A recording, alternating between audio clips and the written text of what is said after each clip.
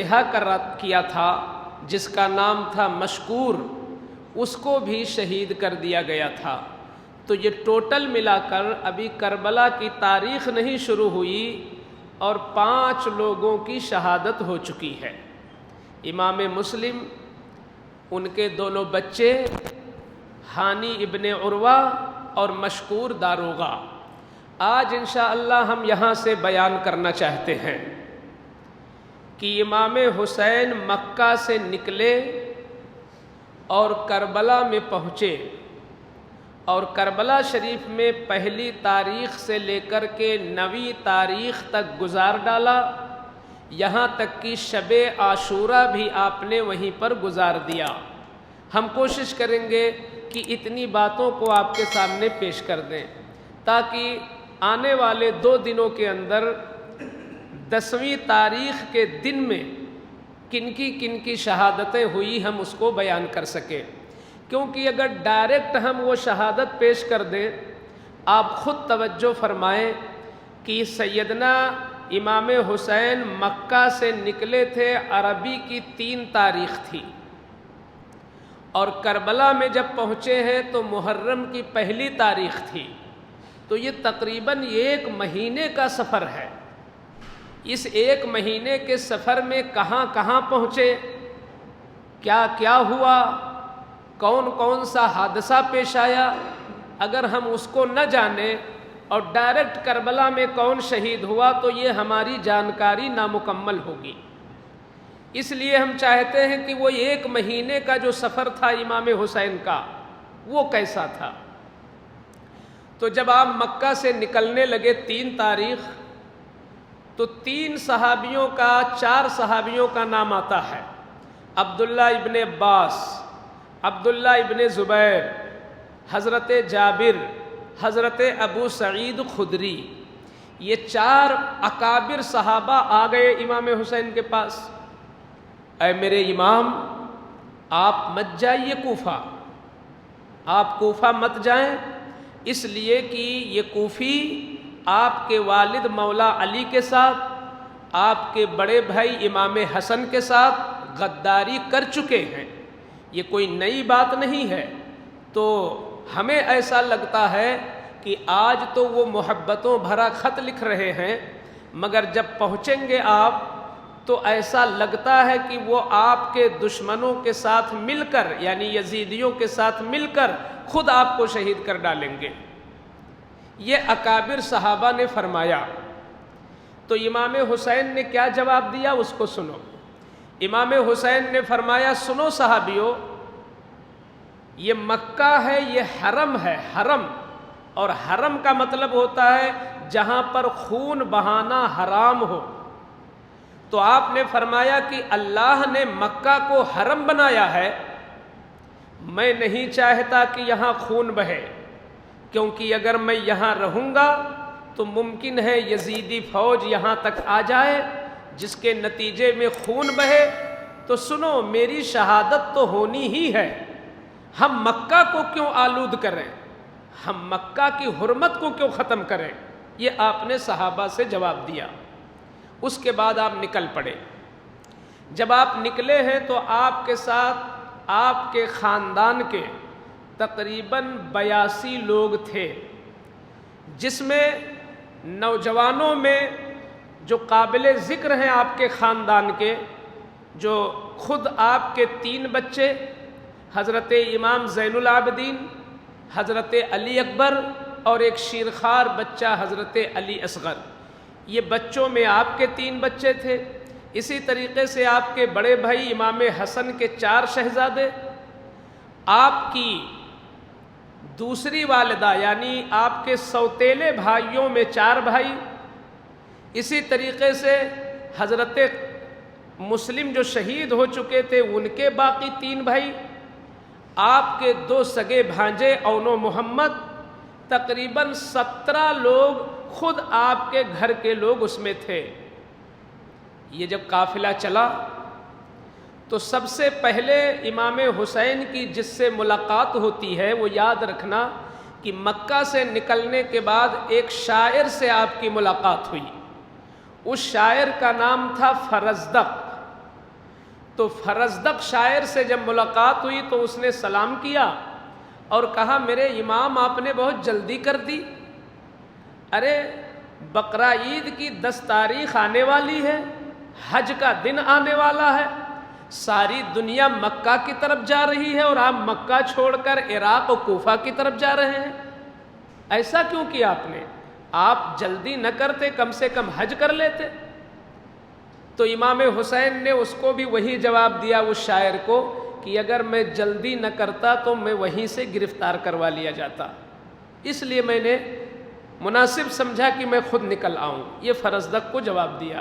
پھر آپ نے اس سے پوچھا کہ اے فرزدق تو یہ بتا کہ کوفہ کے حالات کیا ہیں، ہمارے تعلق سے وہاں کے لوگوں کی سوچیں کیا ہیں؟ تو اس نے جو شعر کہا تھا اس کا میں ترجمہ پیش کرتا ہوں۔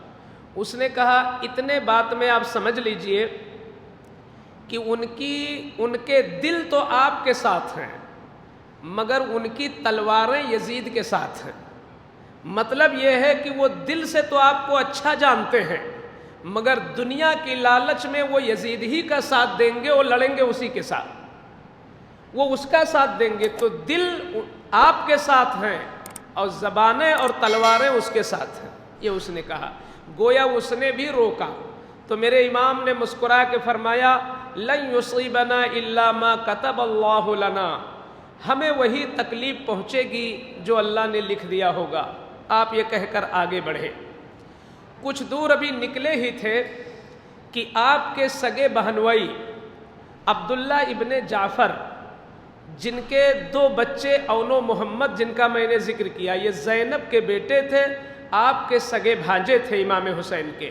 یہ دونوں ننھے ننھے بچے خط لے کر اپنے والد کا دوڑتے ہوئے پہنچے، کہتے ہیں کہ مامو جان ابا نے یہ خط دیا ہے آپ پڑھ لیجئے۔ اس خط میں لکھا تھا امام آپ کیا کر رہے ہیں، آپ مدینہ کیوں چھوڑ رہے ہیں، آپ اپنے نانا دین کی حفاظت یہیں سے کیجئے، آپ کوفہ مت جائیے، اور اگر آپ کو مکے میں ڈر لگتا ہے تو میں یہاں کے حاکم سے تحریر لے لیتا ہوں، لکھت روپ میں امان لے لیتا ہوں۔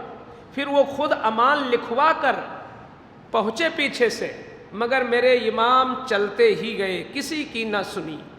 یہاں سے ایک اندازہ ہو سکتا ہے کہ چونکہ امام حسین کو جیسے ہمیں دن کا یقین ہے، رات کا یقین ہے، سورج کے نکلنے کا یقین ہے، ایسے ہی امام حسین کو اپنی شہادت کا یقین تھا۔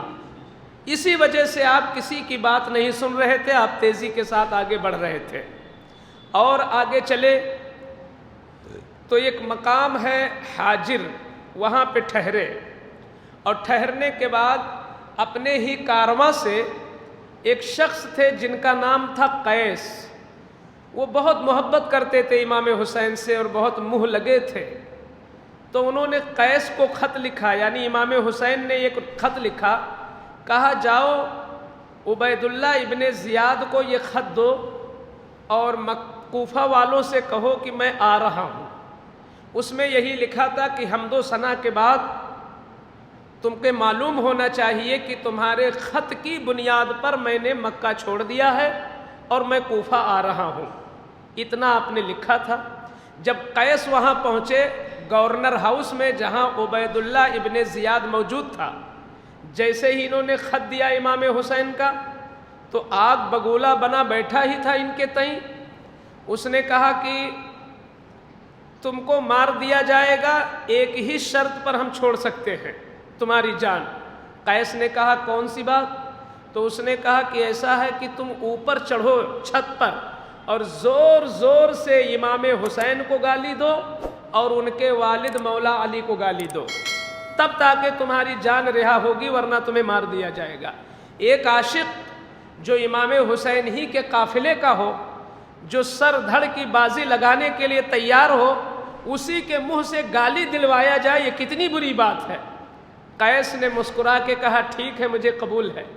چڑھ گئے اوپر، اور چڑھنے کے بعد کہتے ہیں اے کوفہ والو سن لو، اس دنیا میں صرف میں حرم کی بات نہیں کرتا بلکہ پوری دنیا کے اندر اس وقت حسین سے بہتر کوئی نہیں ہے۔ मौला अली से अफजल कोई नहीं है, उनके घराने से बेहतर कोई नहीं है। और सुन लो, उबैदुल्लाह और उसके बाप जियाद से ज़्यादा झूठा कोई नहीं है। ये उनकी जुरात थी, उन्हें मालूम था शहीद ही होना है। बहरहाल इतना जुमला वो बोल गए जो बोलना था। इसके सिपाही पहुँचे और वहीं से उनको ढकेल देते हैं। हड्डियाँ चुकनाचूर हो गई। कूफा के बाज़ारों में उन्हें खूब घसीटा गया, मगर आखिर दम तक उन्होंने ये बताया कि मर्द हक बातिल के आगे मात खा सकते नहीं, सर कटा सकते हैं मगर सर झुका सकते नहीं। आपने हज़रत कैस ये भी उन शहीदों में से हैं जिन्होंने इमाम हुसैन की मोहब्बत और दीन मुस्तफ़ा की मोहब्बत में अपनी जान दे दी। आज लोग थोड़ी देर में बदल जाते हैं। कितने अपने ऐसे लोग हैं, बिल्कुल अपने लोग, मैंने तो खुद तजर्बा किया, बिल्कुल अपने लोग, और मामूली सी आपके ऊपर कुछ बन पड़े तो वो बिल्कुल बदल जाते हैं, लगता आपको पहचानते ही नहीं है। ये सब गद्दारी है और ये कूफा का असर है। हमें चाहिए कि हम मदीने का असर लाएं अपने अंदर। बहरहाल जब उनकी शहादत हो गई और वापस नहीं लौटे तो इमाम हुसैन और आगे बढ़े। इमाम हुसैन का काफ़िला जब और आगे बढ़ा तो एक मकाम है सालबिया, अभी वहाँ पहुँचे थे कि आपको ये दर्दनाक खबर मिल गई कि अभी आपको पता नहीं था कि इमाम मुस्लिम की शहादत हो गई, क्योंकि अपनी शहादत से पहले ही वो ख़त लिख चुके थे। फ़ोन इंटरनेट का तो ज़माना नहीं था कि पल पल की खबर हो, आप चल चुके थे। अब जब यहाँ पहुँचे तो पता चला कि इमाम मुस्लिम की भी शहादत हो गई और उनको पनाह देने वाले हानी इब्ने उर्वा की भी शहादत हो गई, दोनों बच्चों की भी शहादत हो गई और रिहा करने वाले दारोगा मशकूर की भी शहादत हो गई और मेरे भेजे हुए कासिद कैस की भी शहादत हो गई। लेकिन आपने सब्र से काम लिया कि कहीं काफिला पजमुर्दा ना हो जाए। आपने इन्ना लिल्लाहि व इन्ना इलैहि राजिऊन पढ़ा और ये राज छुपा के रखा और आगे बढ़े। तो एक मकाम है ज़बाला, जब वहाँ पहुँचे तो आपने बेहतर समझा कि अब राज को जाहिर कर दिया जाए ताकि जो कच्चे आशिक हैं, जो नाम के आशिक हैं, जो मामूली लोग हैं, वो निकल जाए इसमें से। तो आपने सबको इकट्ठा किया और खुतबा दिया, कहा कि ऐ लोगों सुनो, मेरी शहादत मेरे वालिद मौला अली भी जानते हैं, मेरी शहादत मेरी माँ फातिमा भी जानती थी और दुनिया से चली गई। मेरी शहादत की खबर मेरे मुस्तफ़ा ने सुनकर आंखों से आंसू बहाया और विसाल कर गए। मेरी शहादत की जगह की मिट्टी भी हज़रत उम्मे सलमा के पास रख दी गई। सब कुछ मैं जानता हूँ, मेरी शहादत तो होनी ही होनी है।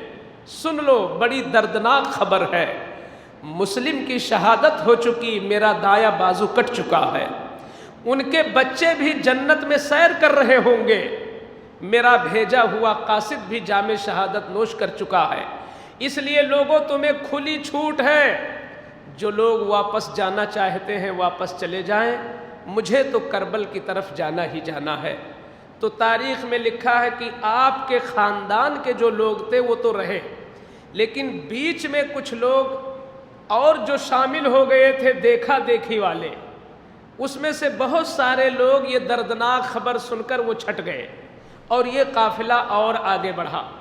जब आगे बढ़ा तो एक जगह है कोहे ज़िल हशम, ये बिल्कुल करबला के करीब है। कोहे ज़िल हशम पर अभी पहुँचे ही थे और एक तालाब के किनारे आप रुके हुए थे। इतने में हुर बिन यजीद 1000 लश्कर लेकर के कूफा से पहुँच गया वहाँ पर। किसने भेजा था? इसी उबैदुल्लाह इब्ने ज़ियाद ने, कि हुसैन चूँकि खत आ गया है उनका कि वो आ रहे हैं, जाओ जहाँ मिल जाए वहीं रोक दो उनको और मदीना वापस न होने देना, बल्कि उनको सीधे मेरे दरबार में लेके आओ। 1000 सिपाहियों को लेकर हुर पहुँच गए।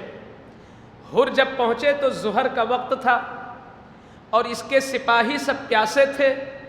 इमाम हुसैन अपने ख़ानदान की हकीकत देखो कैसा वाज़े कर रहे हैं। उनको पता है कि ये हमको रोकने आए हैं, हमको मारने आए हैं, हमको पकड़ने आए हैं, मगर अपने खीमे का जितना पानी था सब उसके सिपाहियों को दे दिया और कहा हम मुस्तफ़ा के घराने के लोग हैं, खुद नहीं खाते हैं, औरों को खिला देते हैं। آپ نے سارا پانی اس کے سپاہیوں کو دے دیا. کہا محبت اپنی جگہ، انسانیت اپنی جگہ، بات بعد میں ہوگی، پہلے پانی پی لو. اب حر چونکہ پانی پی چکا تھا، اب دل میں اس سے کچھ بن نہ پڑا کہ میں کہوں تو کیا کہوں. امام حسین نے فرمایا کہ آپ اپنے دل میں روب نہ طاری کریں، آپ یہ بتائیں کھلے طور پر کہ میرے پیچھے نماز آپ پڑھیں گے کہ نہیں، ظہر کی اذان ہو چکی ہے. تو حر نے کہا نہیں، ہم سب لوگ آپ کے پیچھے نماز پڑھیں گے، آپ نماز پڑھائیں. آپ نے ظہر کی نماز پڑھائی. پھر اس کے بعد سب کو اکٹھا کر کے خطبہ دیا. کہا دیکھو تم لوگوں کے خط کو پڑھ کر ہی میں آیا ہوں. تم کوفہ سے آ رہے ہو نا، تمہارے ہی خط تھے، اسی خط کی بنیاد پر ہم آئے ہیں. اگر ہمارا آنا ناگوار ہے تو ہم ابھی واپس ہو سکتے ہیں. حر نے کہا مجھے تو یہ پتہ نہیں کہ خط کس نے بھیجا ہے. آپ نے پورا تھیلا نکال کر پیش کیا، یہ دیکھو تمہاری تحریریں ہیں. تو اس نے کہا یہ خط بھیجنے والوں میں ہم نہیں ہیں، ہم کو تو ابن زیاد نے بھیجا ہے کہ ہم آپ کو آگے نہ بڑھنے دیں اور ہم آپ کو لوٹنے نہ دیں. عصر کی نماز بھی آپ نے پڑھائی. اس کے بعد جب وہاں سے نکلنے لگے تو اس نے اپنے سپاہیوں کو اشارہ کیا کہ حسین نکلنے نہ پائیں. حر نے کہا نماز تو آپ کے ساتھ پڑھتے رہیں گے، لیکن آپ کو ہم نہ مدینے کی طرف لوٹنے دیں گے نہ تیسری طرف جانے دیں گے، چلنا ہے تو کوفہ چلیے. آپ نے فرمایا نہیں، میں کوفہ نہیں جا سکتا. نوک جھوک تھوڑی شروع ہو گئی تو حر کو نہ جانے کیا سمجھ میں آیا، کچھ نرمی آئی. اس نے کہا ٹھیک ہے، جب تک کہ میں پوچھ لوں امیر سے، جب تک آپ نہ مدینے لوٹیے نہ کوفہ جائیے، آپ تیسرے راستے پہ چلنا شروع کیجئے. تو آپ مڑ کر کے قادسیہ کی طرف چلے. ابھی تھوڑی دور پہنچے تھے کہ ابن زیاد کا خط آ گیا کہ حر جہاں بھی حسین ہے موقع پہ روک لو، 1 انچ آگے بڑھنے نہ دو اور میرے حکم کا اگلا انتظار کرو. اب حر اپنے آپ میں آتے ہیں اور کہتے ہیں امام اب آگے ہم بڑھنے نہیں دیں گے. آپ نے فرمایا یہ دیکھو قریب میں گاؤں ایک دکھ رہا ہے، کم سے کم اس گاؤں میں تو جانے دو. اس نے کہا نہیں، نہر فرات قریب ہے، یہیں آپ ٹھہریے، کیونکہ امام ابن زیاد کا کہنا ہے کہ ان کو میدان میں روک کے رکھو. تو یہ چٹیل میدان ہے، یہیں رکیے. یہ تاریخ کون سی تھی؟ یہ تاریخ تھی محرم کی 2. اور حر جس دن آیا تھا، ظہر اور عصر پڑھا تھا امام کے پیچھے، وہ تاریخ تھی محرم کی 1. تو 1 تاریخ میں شروعات ہوتی ہے ناکہ بندی کی، اور 2 تاریخ میں بالکل ٹھہرا دیا گیا. تو امام حسین نے پوچھا اس جگہ کا نام بتاؤ. تو اس نے کہا اس جگہ کا نام کربلا ہے. تو آپ نے ارشاد فرمایا ھذا موضع کرب بلائن ومناط رحالنا ومقتل رجالنا. سنو، یہ کربلا نہیں ہے، یہ مصیبت کی جگہ ہے. یہیں ہمارے اونٹ بیٹھائے جائیں گے، یہیں ہمارے لوگ بھی شہید کیے جائیں گے. اتنا کہہ کر آپ وہیں ٹھہر گئے. اب سنیے، یہ محرم کی 2 تاریخ تھی.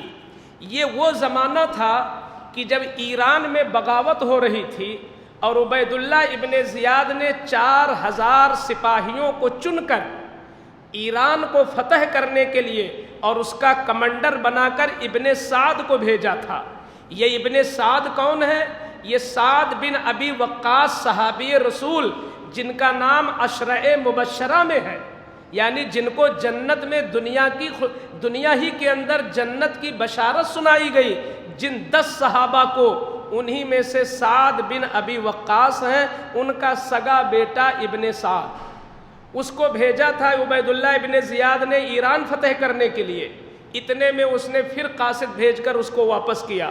کہا ایسا کرو، ایران بعد میں فتح ہوگا، پہلے کربلا جاؤ، یہی 4000 فوجیں لے کر وہاں پہنچ جاؤ. انعام میں لکھا، اس نے لکھ کے تحریر دیا کہ اگر تم فتح پاتے ہو تو تم کو رے کی حکومت دے دی جائے گی. یہ لالچ دیا ابن سعد کو. ابن سعد 4000 فوجیں لے کر اب کربلا آ گیا سیدھے. جب کربلا پہنچا عمر ابن سعد تو یہ محرم کی 3 تاریخ تھی. پہنچا اور پہنچنے کے بعد اس نے امام حسین سے پوچھا یہ بتاؤ آپ کا مقصد کیا ہے؟ آپ یہاں کس لیے آئے ہیں؟ تو آپ نے فرمایا کوفیوں کے خط کی بنیاد پر میں آیا ہوں، اور اگر میرا آنا ناگوار ہے تو میں یہیں سے واپس بھی جا سکتا ہوں۔ اس نے کہا اچھا۔ اور پھر میرے امام نے فرمایا سنو، میں تم سے کچھ تنہائی میں بھی بات کرنا چاہتا ہوں۔ عمرو بن سعد نے کہا ٹھیک ہے، میں تیار ہوں، آپ اپنے لشکر سے 20 لوگوں کو نکالیے اور میں اپنے لشکر سے 20 لوگوں کو نکالتا ہوں، اور چلیے تنہائی میں بات ہو جائے۔ دونوں طرف کے 20 لوگ نکلے اور تنہائی میں گئے۔ امام حسین نے فرمایا ان کو بھی الگ کر دو، میں خاص تمہارے ساتھ بات کرنا چاہتا ہوں۔ تو دونوں 20 لوگ الگ ہو گئے۔ اب عمرو بن سعد تھا، امام حسین تھے۔ اب اس موقع پہ سوچو، جو لوگ کہتے ہیں کہ حسین لڑنے گئے یا حسین بغاوت کرنے گئے یا حسین امیر وقت کی بات نہیں مانے، ان کے خلاف ان کی باتیں کس قدر باطل اور مردود ہیں۔ امام حسین نے 3 باتیں رکھی اس سے کہ سنو، اگر تم لوگ چاہو تو میں یہیں سے واپس ہو جاؤں، مدینہ چلا جاؤں، اور اگر تم لوگ چاہو تو میں کہیں دور دراز ملک کے کنارے چلا جاؤں، وہیں میں اپنی زندگی گزار لوں گا، اور اگر چاہتے ہو تو مجھ کو ڈائریکٹ یزید کے پاس بھیج دو، میں اس سے بات کر لوں گا۔ یہ 3 باتیں رکھی تو عمرو بن سعد کو سمجھ میں آیا کہ یہ تو اچھی بات کہہ رہے ہیں، یہ تو سلجھی ہوئی بات کہہ رہے ہیں۔ تو اس نے خط لکھا اور ابن زیاد کو بھیجا کہ اب لڑائی لگتا ہے نہیں ہوگی، جنگ ٹل جائے گی، حالات اچھے بننے کی امید ہے، کیونکہ حسین بالکل ہی صلح پہ راضی ہیں اور وہ ایسی باتیں رکھ رہے ہیں۔ جب ابن زیاد نے پڑھا تو وہ بھی اول وقت میں سمجھا کہ بہت اچھی بات ہے۔ اس نے کہا یہ تو بہت اچھی بات ہے، نہ خون بہے گا، نہ تلواریں چلے گی، اور معاملہ طے ہو جائے گا، ان کو یزید ہی کے پاس بھیج دیا جائے، کیا دقت ہے۔ لیکن ایک شیطان وہیں بیٹھا تھا جس کا نام تھا شمر۔ یہ شمر ذل جوشن اتنا بڑا فتین اور فتنہ پرور تھا کہ جیسے ہی ابن زیاد نے کہا یہ تو اچھی باتیں حسین کر رہے ہیں، تو اس نے کہا کہ آپ بزدل ہو کیا؟ جب دشمن تمہارے قبضے میں آ چکا ہے تو ایسے ہی چھوڑ دو گے؟ دوبارہ ایسا موقع نہیں ملے گا۔ اب تمہاری بہادری یہ ہے کہ ان کی گردن کاٹ لو، تب جا کے ان کو رہا کرو۔ اس نے پانسا پلٹ دیا اور سارا معاملہ اسی شمر ذل جوشن نے وہیں سے خراب کر دیا۔ عبید اللہ ابن زیاد کی رائے بدل گئی، مزاج بدل گیا، اور اس نے وہاں سے خط لکھے اسی کے ہاتھ بھیجا شمر کے، اور اس میں ٹائٹ کر دیا ابن سعد کو، کہا سنو، میں نے تم کو صلح کرانے کے لیے نہیں بھیجا ہے، میں نے تم کو معاملہ طے کرانے کے لیے نہیں بھیجا، میں نے بھیجا ہے کہ حسین کو پکڑ کے لاؤ یا سر کاٹ کے لاؤ، 2 میں سے ایک ہی کام کرنا ہے، اور نہیں کر سکتے ہو تو لشکر شمر کے حوالے کرو اور رے کی حکومت اسی کو دی جائے گی۔ یہ خط لے کے جب وہاں وہ پہنچا تو عمرو بن سعد سمجھ گیا کہ اسی کی لگائی بجھائی ہے، تو اس نے کہا لعنت ہو تم پر، تم نے سارا کھیل خراب کر دیا، یہ تمہاری ہی ساری خباثت ہے۔ تو اس نے کہا جو بھی ہو، آپ کہتے کیا ہو یہ بولو، لڑو گے یا حکومت مجھے سنبھالنے دو گے؟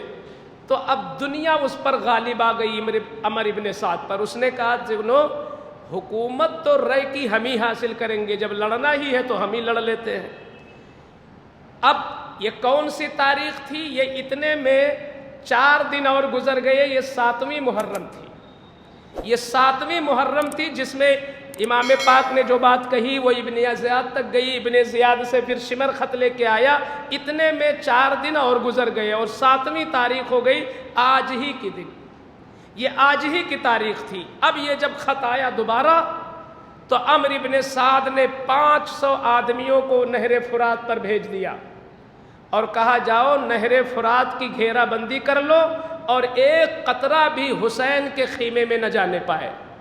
میں یہاں پر کہنا چاہوں گا، امام حسین کی بہادری کو دنیا نہیں بھولے گی اور یزیدیوں کی بزدلی کو بھی دنیا کبھی نہیں بھولے گی۔ اس 7 دن کے اندر کتنے ہزار لوگ جمع ہو گئے تھے؟ 22,000 لشکر۔ میں 4,000 تو وہ لے کے ہی آیا تھا، 1,000 حر لے کے آیا تھا، اور بیچ میں 2000 2500 3000 پہنچتے پہنچتے 7 تاریخ تک کربلا میں 22000 کا لشکر اکٹھا ہو گیا۔ 22000 لشکر کے سامنے 82 لوگوں کی حیثیت ہی کیا ہے؟ آپ خود سوچیں۔ اور ان 82 لوگوں میں علی اصغر بھی ہے، سکینہ بھی ہے، زینب بھی ہے، 82 کوئی لڑنے والے بھی نہیں تھے۔ تو ان 82 میں بوڑھے بھی ہیں، بچیاں بھی ہیں، عورتیں بھی ہیں، بیمار بھی ہیں، لیکن ادھر 22000 سب کے سب پالے ہوئے جوان، اسلحوں کی بھرمار، گھوڑوں کی تعداد، سب کچھ ہوتے ہوئے ان لوگوں نے پانی بند کیا۔ مورخین نے لکھا ہے کہ ان کی بزدلی پر یہ چرند و پرند بھی لعنت بھیجتے ہیں کہ بزدلو، تم 82 لوگوں کے مقابلے میں 22000 ہو، پھر بھی تمہیں پانی بند کرنے کی ضرورت پڑ رہی ہے۔ پانی اس لیے بند کیا تھا کہ ان کی طاقت بالکل ٹوٹ جائے، تاکہ ان سے لڑنا آسان ہو جائے، کیونکہ انہیں معلوم تھا کہ یہ حسین جس کے مقابل ہم آئے ہیں، ان کے رگوں میں اس علی کا خون ہے جس نے خیبر کے دروازے کو اکیلے اٹھا کے زمین پر رکھا تو 70 صحابہ اسے ہلا نہ سکے جو تنہا علی نے اٹھا لیا تھا۔ انہیں یہ پتا تھا، اس لیے 3 دن کی پانی بند ہوا۔ آج ہی سے پانی بند ہو گیا تھا، پانی بند رہا، اس بیچ میں بات ہوتی رہی۔ آ گئی 9ویں تاریخ، 9ویں تاریخ کے عصر کا وقت ہوا تو اچانک عمرو بن سعد نے ایک لشکر بھیجا کہ دیکھو حسین خیمے کے باہر بیٹھے، جاؤ حملہ کر دو۔ جب وہ لشکر وہاں سے چلا تو اسی وقت امام حسین کی آنکھ لگ گئی تھی، تلوار کے دستے پہ سر رکھے اسے اونگھ آ گئی اور آنکھ لگ گئی۔ آنکھ لگ گئی تو خواب میں کیا دیکھا کہ حضور فرما رہے ہیں میرے بیٹے آ میری طرف، میرے بیٹے آ میری طرف، یہی خواب دیکھا۔ جیسے آنکھ کھلی تو رونے لگے۔ خیمے سے بہن زینب گھبرا کے بولی میرے بھائی کیا ہوا؟ ارشاد فرماتے ہیں بہن مصطفیٰ بلا رہے ہیں، لگتا ہے موت سر پہ آ چکی ہے۔ اتنے میں دیکھا کہ لشکر کا گر دکھائی دیتا تو آپ نے اپنے بھائی عباس کو کہا کہ جاؤ ان لوگوں سے کہہ دو کہ یہ کس لیے آ رہے ہیں۔ جب عباس نکل کے گئے اور پوچھتے ہیں مقصد کیا آپ لوگوں کا، تو اس نے کہا کہ کوئی مقصد نہیں، اب لڑنے مرنے کے سوا دوسری کوئی بات ہی نہیں ہوگی، اب صرف لڑنے کے لیے تیار ہو جاؤ۔ تو امام حسین سے جب آ کے عباس نے بتایا کہ وہ لڑنے آ رہے ہیں تو آپ نے فرمایا جا کے ایک ریکویسٹ کر دو ان سے کہ صرف 1 رات کی مہلت دے دیں۔ یہ بھی نکتہ قابل توجہ ہے۔ یہ بتاؤ اگر آپ سے کسی کی نوک جھوک ہو جائے تو بھی نماز میں دل نہیں لگتا ہے، کوئی گھر میں بیمار ہو جائے تو بھی نماز پڑھنے میں اچھا نہیں لگتا ہے، کوئی ٹینشن آ جائے تو بھی نماز میں دل نہیں لگتا۔ حسین کے پاس کتنا بڑا ٹینشن تھا کہ 22000 کا لشکر سامنے ہے اور خواتین ساتھ میں ہیں، نہ جانے کیا ہوگا۔ مگر حضور امام حسین اس موقع پہ اللہ اللہ، ان کی عبادت پر عبادت ناز کرتی ہے، ان کے سجدوں پر سجدے ناز کرتے ہیں۔ امام حسین نے کہا کہ اے مارنے والوں اور لڑنے والوں، لڑنا تو ہے مرنا تو ہے یقینی ہے، مگر جس مولا نے پیدا کیا ہے کم سے کم آج کی رات مجھے رہنے دو تاکہ کربل کی تپتی ہوئی زمین پر حسین سجدوں کے مزے لے لے، تسبیح کے مزے لے لے، تلاوتوں کے مزے لے لے، جو مزہ مکہ میں نہ مل سکا، مدینہ میں نہ مل سکا، راستے میں نہ مل سکا، آج موت کے سائے میں حسین وہ مزے لے لے۔ ہے ایسی عبادت کا ذوق کسی کے اندر کہ موت تلوار بن کے لہرا رہی ہو، وہ عبادت کی فرصت لے رہے ہوں، اس نے منظور کر لیا اور پوری رات عبادت میں رہے۔ اور اپنے ساتھیوں کو بلا کر امام حسین نے ایک آخری خطبہ اور دیا تھا، وہی خطبہ آپ سن لیں۔ امام حسین نے عاشورہ کی رات میں ایک خطبہ دیا کہ اے میرے خاندان کے لوگوں اور میرے نانا جان کے کلمہ پڑھنے والوں اور اے میرے عاشق و مریدوں، سن لو، حسین کی شہادت رب کو منظور ہے، حسین کی شہادت ہی سے نبی کا گلشن ہرا ہوگا، لیکن تم میں سے اب بھی وقت ہے، جس کو واپس ہونا ہے ہو جائے، جس کو جینا ہے جی لے، جس کو اپنے بچوں کے ساتھ رہنا ہے رہ لے، حسین کو کوئی اعتراض نہیں ہوگا۔ تو جانتے ہو کیا جواب دیا تھا ان لوگوں نے؟ ایک صاحب ہیں وہ کھڑے ہو گئے، کہتے ہیں حسین آپ چلے جائیں اور ہم زندہ رہیں ایسی زندگی کس کام کی ہے؟ آپ کا سایہ نہ رہے، ہم لوگ دنیا میں رہیں، ایسی زندگی کا مطلب ہی کیا ہے؟ مسلم بن اوسجہ اسدی کھڑے ہوتے ہیں، ارشاد پر عرض کرتے ہیں میرے امام سن لیجئے، اگر آپ کے دین کے لیے اور آپ کے نانا جان کے دین کے لیے اور آپ کی حفاظت کے لیے مجھ کو قتل کر کے جلا دیا جائے اور جلا کے اس کی راکھ بنا دیا جائے اور اس راکھ کو اڑا دیا جائے اور اسی طرح میرے ساتھ 70 مرتبہ کیا جائے تو وہ مجھے منظور ہے، مگر آپ کو چھوڑ کر جانا مجھے منظور نہیں ہے۔ جب یہ محبتیں دیکھا تو امام حسین نے کہا میرے لوگوں، اللہ تم کو خوب خوب جزائے خیر دے، اور اب آپ عبادت میں لگ جائیے۔ پوری رات عبادت ہوئی، اب دن نکلا تو کیا ہوا انشاءاللہ کل کے بیان میں اسے عرض کروں گا۔ وما علینا الا البلاغ۔ بسم اللہ الرحمن الرحیم۔ صلی اللہ علی النبی الامی وآلہ صلی اللہ علیہ وسلم۔ یا رب العالمین، ان شہدائے کرام کے فیضان سے ہم لوگوں کو مالا مال فرما۔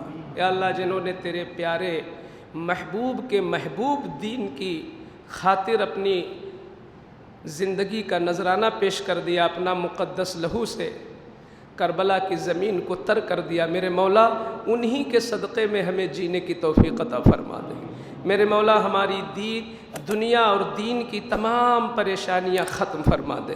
یا اللہ، مجھے دنیا اور دین میں سعادتیں عطا فرما، اور یہ خصوصی تاریخ ہے ان بزرگوں کی، مولا انہی کے صدقے میں ہماری دعاؤں کو قبول فرما، اور ہمارے سامنے یہ جتنے حاضرین ناظرین سامعین ہیں اور جہاں جہاں تک لوگ ہم لوگوں کو دیکھ رہے ہیں سن رہے ہیں، مولا ہم سب کے لیے دعا کرتے ہیں مولا کہ آج کی اس تقریب سعید کے صدقے میں ان سبھوں پر شہدائے کربلا کا فیضان عطا فرما۔ وصلی اللہ تعالی علی خیر خلقہ وعلی آلہ واصحابہ اجمعین برحمتک یا ارحم الراحمین بحق لا الہ الا